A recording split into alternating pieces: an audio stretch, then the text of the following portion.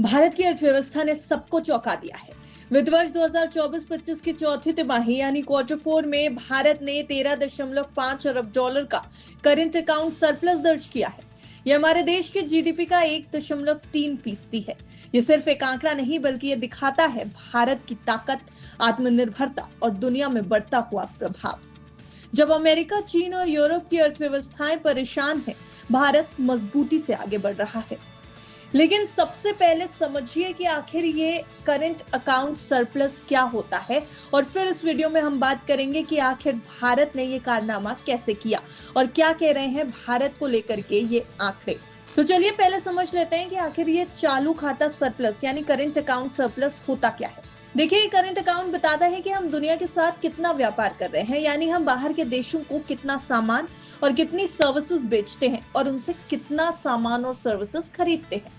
अगर हम ज्यादा कमा रहे हैं और कम खर्च कर रहे हैं तो इसे कहा जाता है करंट अकाउंट सरप्लस। अब खबर यह है कि फाइनेंशियल ईयर 2025 के क्वार्टर 4 में भारत ने 13.5 अरब डॉलर का सरप्लस हासिल किया है, जो कि पिछले साल इसी तिमाही के मुकाबले लगभग 3 गुना ज्यादा है। पिछले साल इसी समय सरप्लस महज 4.6 अरब डॉलर का था। अगर पूरे साल की बात करें तो वित्त वर्ष 2025 में भारत का चालू खाता घाटा सिर्फ 0.6% रहा, जबकि वित्त वर्ष 2024 में ये 0.7% था। यानी घाटा कम हो रहा है और भारत एक सरप्लस नेशन बनने की ओर बढ़ रहा है। वित्त वर्ष 2025 की तीसरी तिमाही में भारत को 11.3 अरब डॉलर का घाटा हुआ था, लेकिन चौथी तिमाही में वो घाटा खत्म होकर फायदा बन गया है। अब सवाल ये उठता है कि आखिर ये बड़ा बदलाव हुआ कैसे। इसके पीछे 3 कारण बताए जा रहे हैं। पहला कारण है भारत को विदेशों को जो ब्याज, मुनाफा आदि देना होता है, उसमें कई बार काफी कमी आई है। इससे भारत के पास ज्यादा डॉलर बच गए हैं।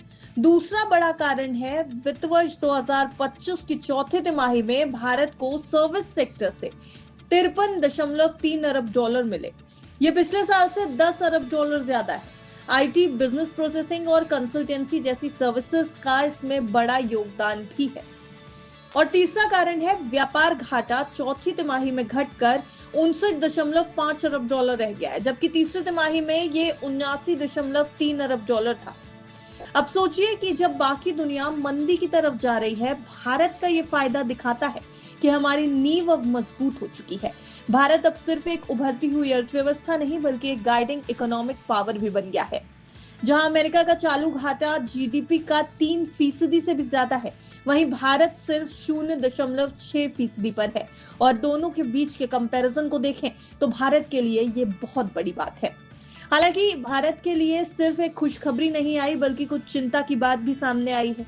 चौथी तिमाही में एफडीआई यानी विदेशी निवेश महज 0.4 अरब डॉलर रहा है, जबकि पिछले साल के आंकड़े पर नजर डालेंगे तो ये 2.3 अरब डॉलर था।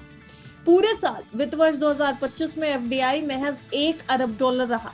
ये एक चिंता की बड़ी बात सामने आ रही है। एफपीआई यानी फॉरेन पोर्टफोलियो इन्वेस्टमेंट में भी गिरावट आई है। चौथी तिमाही में 5.9 अरब डॉलर का पैसा भारत से बाहर चला गया है। वित्त वर्ष 2025 में कुल एफपीआई इनफ्लो सिर्फ 3.6 अरब डॉलर रहा, जबकि वित्त वर्ष 2024 में 44.1 अरब डॉलर आया था। एक अच्छी बात जरूर ये सामने आई कि विदेशी कर्ज यानी एक्सटर्नल कमर्शियल बोरोइंग बढ़ चुकी है। चौथे तिमाही में भारत को इससे 7.4 अरब डॉलर मिले, जबकि पिछले साल सिर्फ 2.6 अरब डॉलर इससे भारत को मिले थे। अब FY25 की चौथी तिमाही में भारत के फॉरेक्स रिजर्व में 8.8 अरब डॉलर की बढ़त भी हुई है। हालांकि ये पिछले साल के 30.8 अरब डॉलर से कम है, लेकिन इस बार के सरप्लस ने बैंकों का भरोसा मजबूत कर दिया है। इकरा के चीफ इकोनॉमिस्ट अदिति नायर का कहना है कि वित्त वर्ष 2026 में चालू घाटा सिर्फ 1% रह सकता है अगर कच्चे तेल की कीमत $70 प्रति बैरल के आसपास बनी रहती है तो ये जो सरप्लस है वो सिर्फ एक आंकड़ा नहीं, ये भारत के आत्मनिर्भर बनने का सबूत है। भारत अब ज्यादा सर्विसेज एक्सपोर्ट कर रहा है, कम सामान इंपोर्ट कर रहा है और दुनिया की आर्थिक स्थिरता में एक बड़ी भूमिका भी निभा रहा है। Make in India, digital India और स्किल्ड इंडिया जैसे मिशन का असर अब दिखने लगा है। तो यही है न्यू इंडिया की आर्थिक तस्वीर। करंट अकाउंट डेफिसिट से निकलकर सरप्लस की तरफ बढ़ता भारत, वो भी ऐसे समय में जब पूरी दुनिया अनसर्टेनिटीज के बीच खड़ी हुई है। अब आप बताइए, क्या भारत अगले साल भी सरप्लस बना पाएगा? क्या ये वाकई एक इकोनॉमिक टर्निंग पॉइंट है? अपनी राय हमें कमेंट सेक्शन में जरूर बताएं। ब्यूरो रिपोर्ट, विस्तार।